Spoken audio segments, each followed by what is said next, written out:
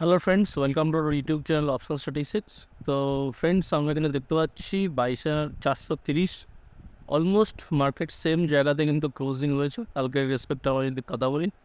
এবং আজকের প্রাইজেকশন যদি বলা যায় তাহলে মার্কেট কিছুটা আজকে ক্যাপ ডাউন হয়ে ওপেন হয়েছিল এবং তারপরে কিন্তু মার্কেট একটু নিচে এসেছিলো এবং এই জায়গাটা কিন্তু রিটেস্ট করেছে 350 লেভেল 22,350।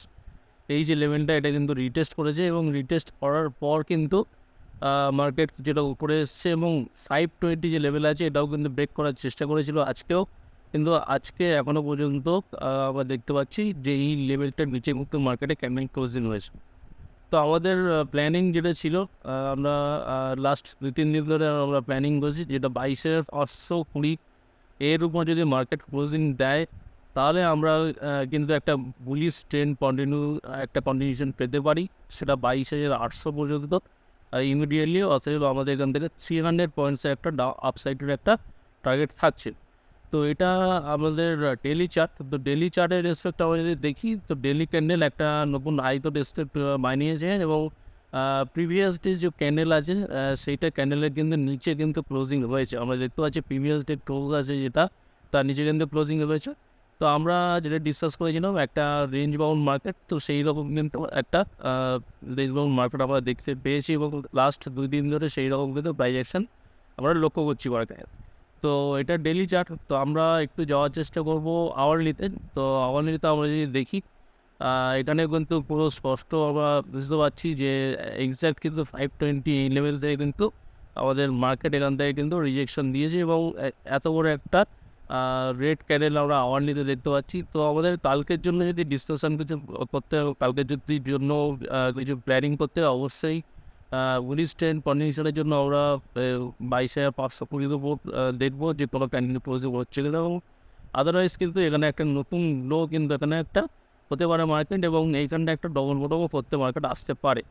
350 লেভেলে কিন্তু আজকেও কিন্তু নেক্সট ডে একটা চান্সেস থাকবে একটা ডবল বটম করতে। এবং বাই চান্স যদি এই যে 350 লেভেল এটা যদি ব্রেকডাউন হয় তাহলে কিন্তু তার জন্য নেক্সট লেভেল আমরা যেটা কথা বলো 250 অথবা 300 এই যে লেভেল পর্যন্ত মার্কেট রিট্রেসমেন্ট করতে আসতে পারে।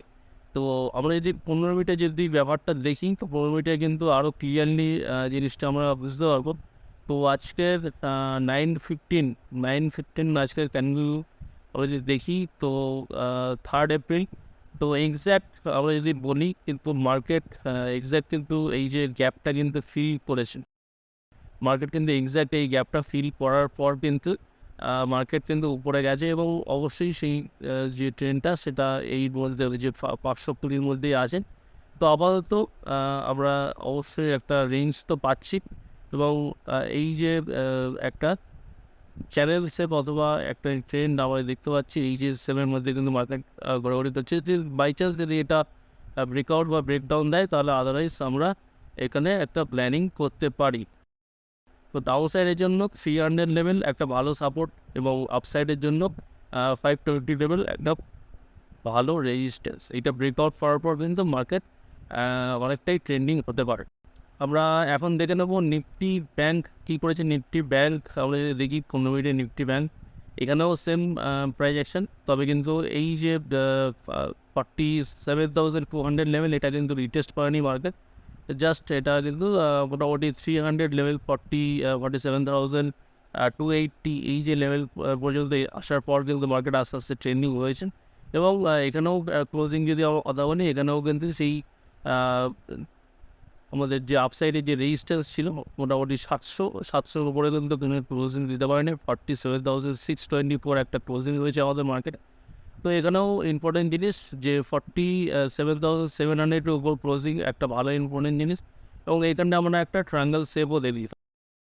তো ট্রায়াঙ্গেল শেপ দেখেছিলাম এবং লাস্ট কালকের যে প্ল্যানিং আমরা করেছিলাম যে 400 পর্যন্ত রিট্রেসমেন্ট করতে আসতে হবে, যাই হোক কিন্তু এখানে কিন্তু মার্কেট কিছুটা গ্যাপ ডাউন হয়েছিল, তার জন্য 300 পর্যন্ত আমরা দেখতে পেয়েছি মার্কেটে। তো এই যে ট্রায়াঙ্গেল শেপের আমরা দেখতে পেয়েছি যে একটা কিন্তু নিচে কিন্তু একটা ফেক ব্রেকডাউন হয়েছিল গ্যাপ ডাউন হয়ে, এবং তারপরে কিন্তু মার্কেট কিন্তু এই রেঞ্জের মধ্যে এই রেঞ্জ প্যাটার্নের মধ্যে কিন্তু কন্টিনিউশন করেছে।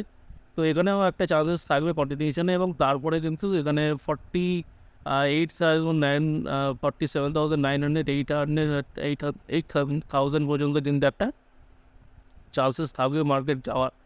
অতএব এখান থেকে কিন্তু এখানেও একটা 300 পয়েন্টসের একটা র্যালি আমরা পেতে পারি, ঠিক আছে। তো এই ধরনের মার্কেট আমরা আপাতত দেখছি এবং ব্যাঙ্ক নিফটির জন্য এটা, এবং আমরা যদি ডেইলি ক্যান্ডেল ব্যাঙ্ক নিফটির জন্য দেখি অবশ্যই একটা গ্রিন ক্যান্ডেল আমরা আমাদের দেখব, এবং লাস্ট প্রিভিয়াস ডে ক্যান্ডেলের রেসপেক্টে একটা ক্লোজিং কিন্তু এর উপরে হয়েছে। তো এখানে একটা কন্টিনিউশনের একটা চান্সেস থাকছে প্রাইজেকশনের হিসাবে আমরা বলতে পারি যে মার্কেট এখনও এই যে কিন্তু আপ ট্রেন্ডিং একটা থাকতে পারে, ঠিক আছে। এবং অবশ্যই আমরা দেখলাম যে 3 দিন ধরে কিন্তু এই রেঞ্জের মধ্যে মার্কেট ঘোরাঘুরি করলো এবং 700 এখনও পর্যন্ত রেঞ্জের মধ্যে আছে। তো এই রেঞ্জ ব্রেকআউট এবং ব্রেকআউটের পরে কিন্তু একটা ভালো মুভমেন্ট আসতে পারে। তো ব্রেকআউটের একটা ভালো সম্ভাবনা এখানে দেখতে পাওয়া যাচ্ছে।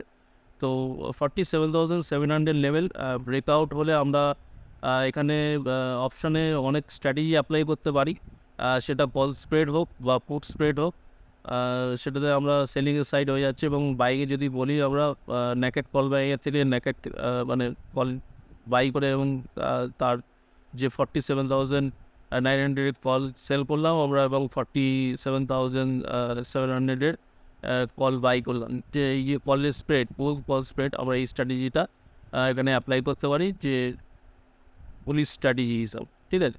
তো এই ধরনের বিভিন্ন স্ট্র্যাটেজি আমরা মার্কেটে অ্যাপ্লাই করতে পারি, যেগুলো অনেকটা রিস্ক আর নিরটটাকে ইমপ্রুভ করে এবং আমাদের যে ট্রেডিং স্টাইলটাকে অনেকটা বেনিফিট করে, ঠিক আছে।